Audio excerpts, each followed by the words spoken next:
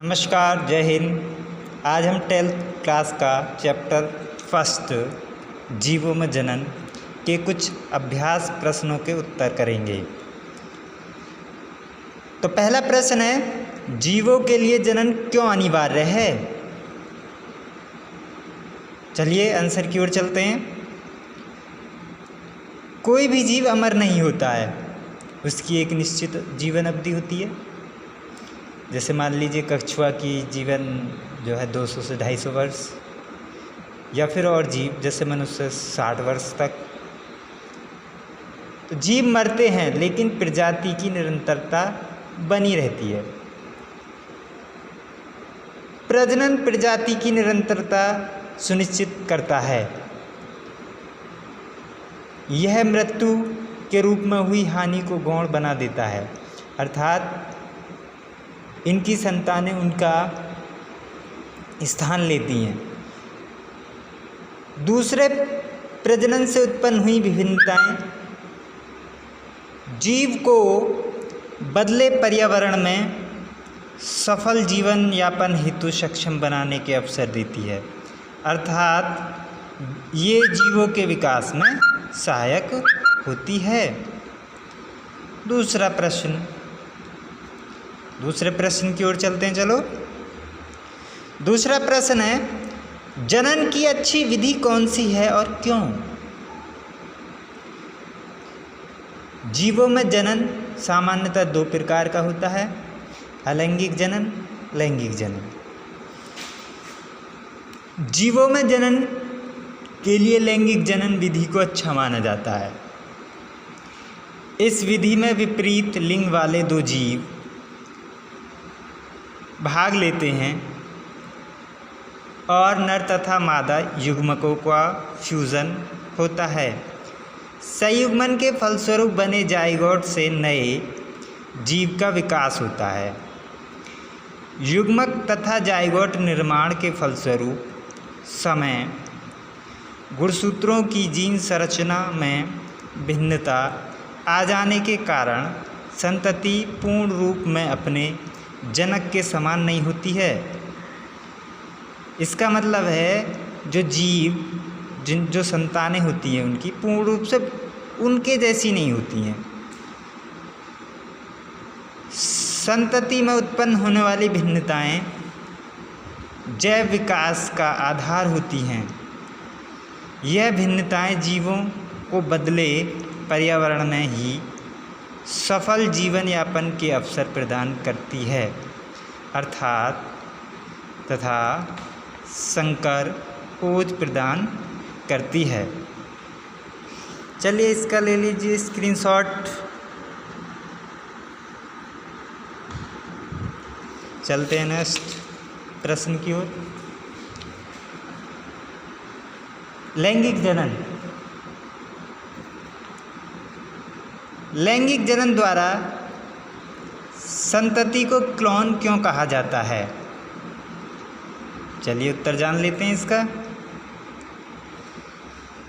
इस विधि में केवल समसूत्री विभाजन शामिल होता है, अतः इसके द्वारा उत्पन्न संतति अर्थात संतान एक दूसरे के समरूप एवं पूर्ण रूप से अपने जनक के समान होती हैं, अर्थात पेरेंटल के माता पिता के जैसी होती हैं।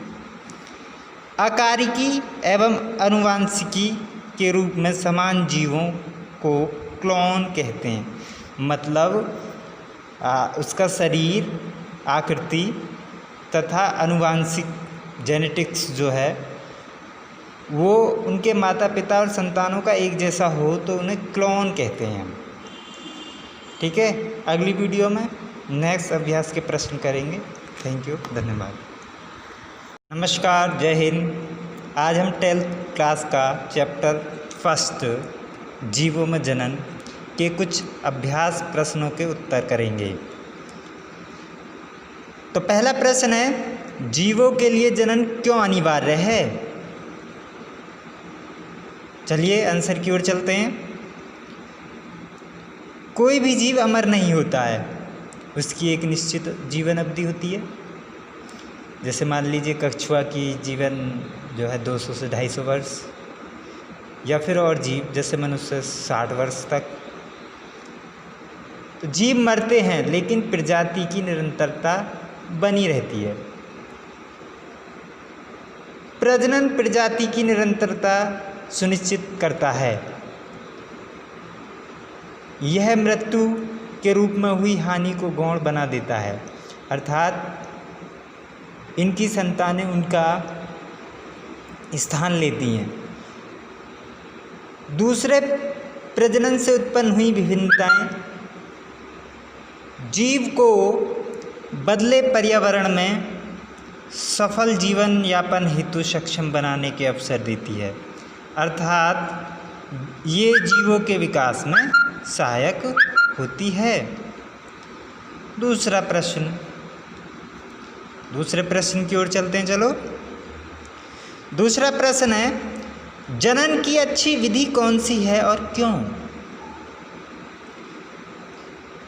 जीवों में जनन सामान्यतः 2 प्रकार का होता है, अलैंगिक जनन, लैंगिक जनन।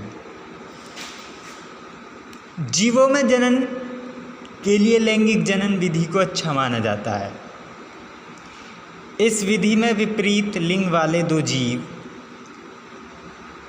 भाग लेते हैं और नर तथा मादा युग्मकों का फ्यूजन होता है। संयुग्मन के फलस्वरूप बने जाइगोट से नए जीव का विकास होता है। युग्मक तथा जाइगोट निर्माण के फलस्वरूप समय गुणसूत्रों की जीन संरचना में भिन्नता आ जाने के कारण संतति पूर्ण रूप में अपने जनक के समान नहीं होती है।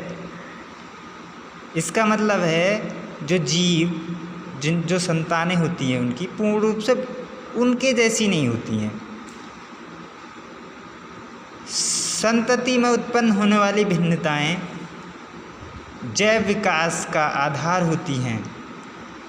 यह भिन्नताएं जीवों को बदले पर्यावरण में ही सफल जीवन यापन के अवसर प्रदान करती है, अर्थात तथा संकर खोज प्रदान करती है। चलिए इसका ले लीजिए स्क्रीनशॉट। चलते हैं नेक्स्ट प्रश्न की ओर। लैंगिक जनन। लैंगिक जनन द्वारा संतति को क्लोन क्यों कहा जाता है? चलिए उत्तर जान लेते हैं इसका। इस विधि में केवल समसूत्री विभाजन शामिल होता है, अतः इसके द्वारा उत्पन्न संतति अर्थात संतान एक दूसरे के समरूप एवं पूर्ण रूप से अपने जनक के समान होती हैं, अर्थात पेरेंटल के माता पिता के जैसी होती हैं। आकारिकी एवं अनुवांशिकी के रूप में समान जीवों को क्लोन कहते हैं। मतलब उसका शरीर, आकृति तथा अनुवांशिक जेनेटिक्स जो है वो उनके माता पिता और संतानों का एक जैसा हो तो उन्हें क्लोन कहते हैं। ठीक है, अगली वीडियो में नेक्स्ट अभ्यास के प्रश्न करेंगे। थैंक यू, धन्यवाद।